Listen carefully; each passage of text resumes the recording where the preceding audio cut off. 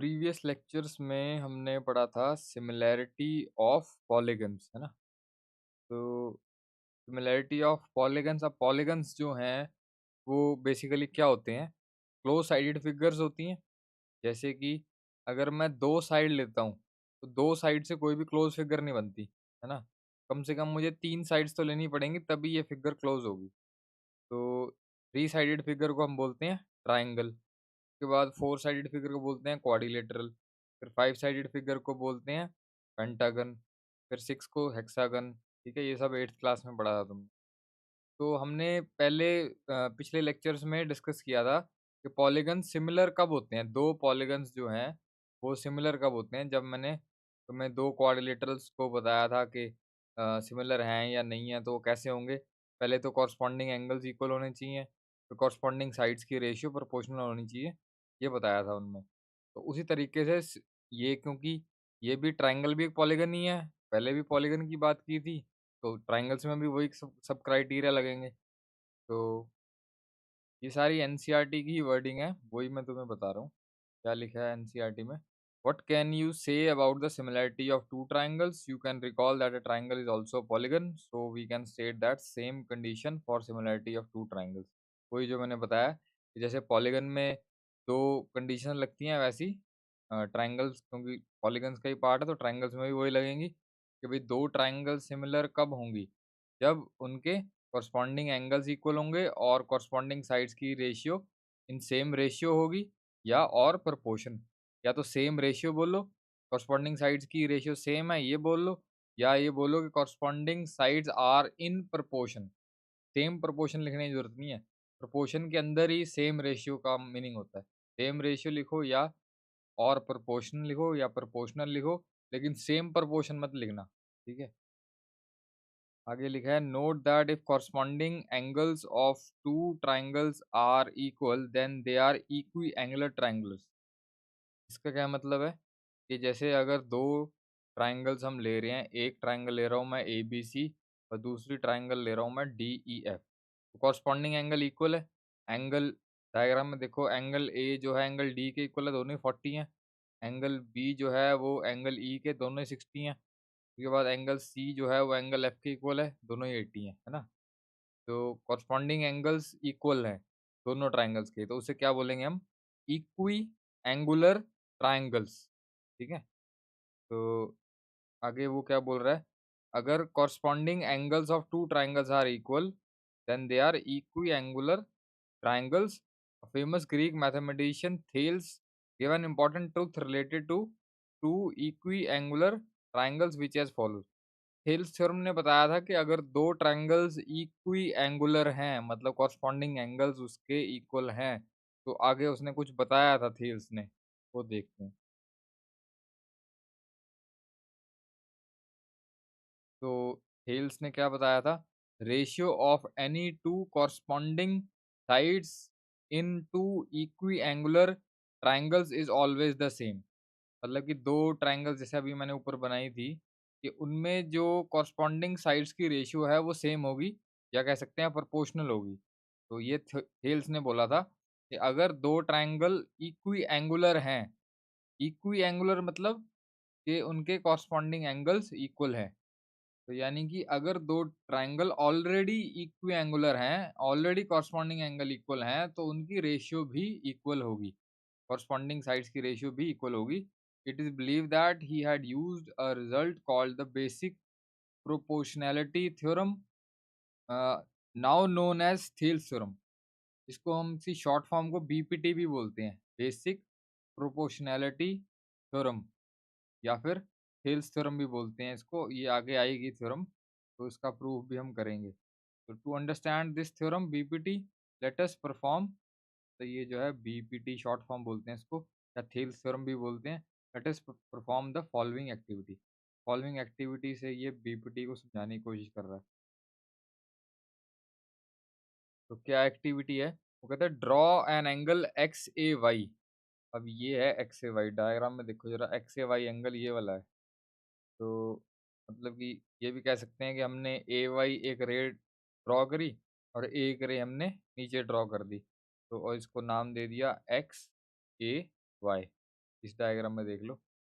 और and on its one arm A X mark point से 5 points बनाने P Q D R and B. वैसे P Q D R B 5 equal cuts लगाने हैं। तो ये सारे यहाँ बनाए हुए डायग्राम में। तो और इक्वल कट्स इस तरह से लगाने हैं कि सबकी लेंथ इक्वल होनी चाहिए। मतलब ये ए पी जो है पी क्यू के इक्वल, पी क्यू जो है क्यू डी के, क्यू डी डी आर के, और वो आर बी के, सारे आपस में इक्वल होनी चाहिए इनकी लेंथ। ये जो लिखा है, now through B draw any line intersecting arm A Y. अब ये जो आर्म ए वाई है, बी पॉइंट से, मतलब पहले हमने ये रे और ये रे बनाई थी ना। बी पॉइंट से हमने एक लाइन ड्रॉ करी सच दैट वो ए वाई को सी पॉइंट पे इंटरसेक्ट कर रही है। इस डायग्राम पे ऐसे है, तो जैसे जोन से मर्जी एंगल लो, सिर्फ यहाँ ये वाला पॉइंट लेना, दूसरा पॉइंट कहीं भी ले लो ए वाई पे। तो यहाँ पे हमने एक लाइन ड्रॉ कर दी, ठीक है। Also through the point D draw a line parallel to B C. अब कोई एक पॉइंट ले लिया हमने, डी पॉइंट ले लिया, कोई भी ले सकते हो, क्यू ले सकते हो, डी ले सकते हो, आर ले सकते हो, डी ले लिया। Draw a line parallel to B C. जैसे ये पॉइंट था डी और ये था B C line. B C line के पैरेलल एक लाइन बनानी है। कंस्ट्रक्शन में किया होगा तुमने नाइन्थ में, तो अगर नहीं भी किया तो भी समझ लो कि डी पॉइंट पे अब पैरेलल लाइन ऐसे नहीं कि स्केल से रख के बना दिया हमने। क्या करते हैं, अपने कंपास से, तो कंपास बी पॉइंट पे रखनी है और यहाँ से एक अपनी मर्जी का जितना भी खोल सकते हो एक एंगल लगाना है, मतलब डी पॉइंट से नीचे। तो जितना एंगल यहाँ लगाया उसी तरह से फिर डी पॉइंट पे रखी कंपास, और फिर यहाँ पे एक आर्क लगाई, और फिर इसको मैयर करनी है आर्क लेंथ। आर्क लेंथ कैसे मैयर करते हैं वो बताता हूँ मैं। ये यहाँ पे रखा कंपास का एक एंड और पेंसिल का एंड यहाँ पे रखा, तो इस लेंथ को मैयर कर लिया, ठीक है। जितनी लेंथ ये होगी उतना ही कंपास का एंड यहाँ रखा, और फिर उसके बाद उतना ही कट लगा दिया जितना पहले खुली हुई थी, ठीक है। तो यानी कि ये एंगल और इसके इक्वल आएगा। फिर इन दोनों पॉइंट्स को, ये वाला पॉइंट, ये वाला पॉइंट और ये वाला पॉइंट, इनको ज्वाइन कर देंगे तो इसके लाइन के पैरेलल आएगा। अभी तो मैंने एक्यूरेट नहीं बनाया ना, तो उससे बनाओगे जब तुम कंपास से और पेंसिल से, स्केल से, तो सीधी लाइन आएगी। तो ये लाइन इसके पैरेलल बन जाएगी फिर, ठीक है। तो ये वो चीज़ बोल रहा है इसमें। ये लिखा है ना, draw line parallel to B C to intersect A C at ई।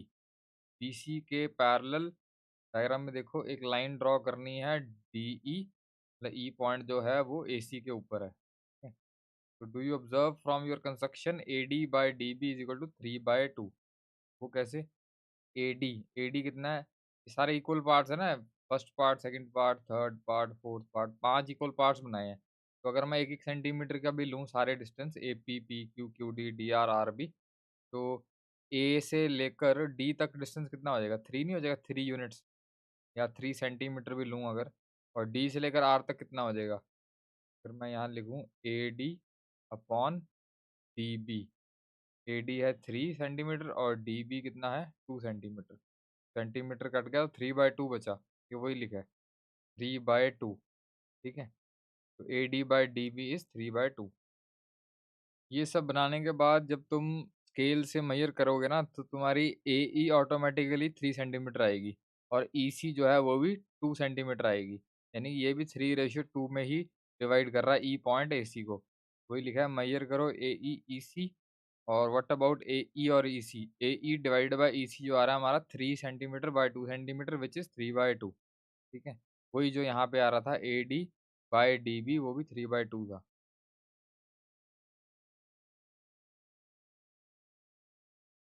तो अब अगर मैं ये ट्राइंगल देखता हूँ, A B C triangle, A B C triangle में डी ई जो है वो बी सी के पैरेलल है, और पहले हमारा आ रहा था A D by D B 3/2 था। ये तो हमने खुद ही लिया था ना 3/2। तो जब हमने ऑब्जर्व किया तो ए ई बाई ई सी भी 3/2 आ रहा है, ए ई बाई ई सी भी 3/2 आ रहा है। तो इसका मतलब क्या हुआ कि A D by D B भी 3/2 है, ए ई बाई ई सी भी 3/2 है, तो यानी कि A D by D B is equal to A E by E C. Diagram में देख लो, A D by D B is equal to A E by E C, क्योंकि दोनों ही रेशियो सेम है। तो ये रिलेशन आ गया हमारा।